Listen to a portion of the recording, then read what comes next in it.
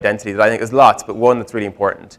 People have a sense of personal identity and a sense of social identity, right? And these are different. So personal identity is what makes us feel unique, right? Customization, personalization, all those kind of things. Social identity is what makes us feel the same as others, right? To be part of a community, part of a group. And remember that when people are born, they're not born with a neutral identity. They're born with a very strong social identity into a certain society with specific values, right? And social identity drives so much of our behavior. So these two things are different, and designing for them is different, which I'll cover in a sec. Then we're on to us, right? So there's me and you. So everyone has a unique relationship with every other single person in the world. We are closer to some people than others, which is pretty obvious.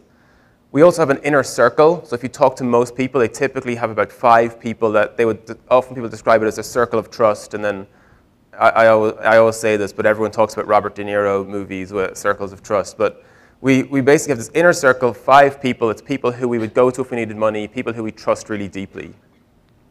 We then have a bigger circle of close friends and family. Right? It's not that big. It's typically 15, 20 people, right? Still pretty small.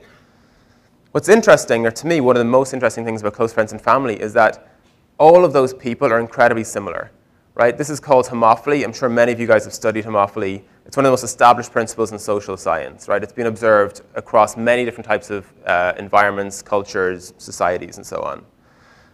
This is incredibly profound, right? It basically means that when we go out and talk to people, we end up being friends with people like ourselves. And the best example for me is university. When you go to university, you can be friends with 60,000 people, right? But the conversations you always have with everybody are the same when you've never met them before. By the way, me describing all this stuff makes you feel incredibly awkward later when you go and talk to new people. But sorry about that, right?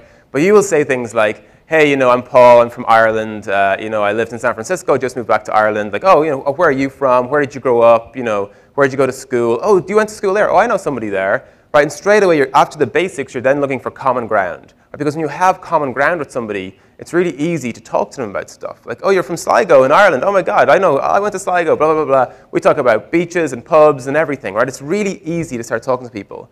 When you don't have things in common with people, it's really hard, right? You start going like, oh, you're from Sligo. I don't know where that is. Where is that? Ireland? Is that in the United Kingdom? I don't even know, right? And like, it gets awkward, and suddenly you're like, oh my God, there's John. I haven't seen him. He's a really old friend of mine, but I'll be back in a minute, right?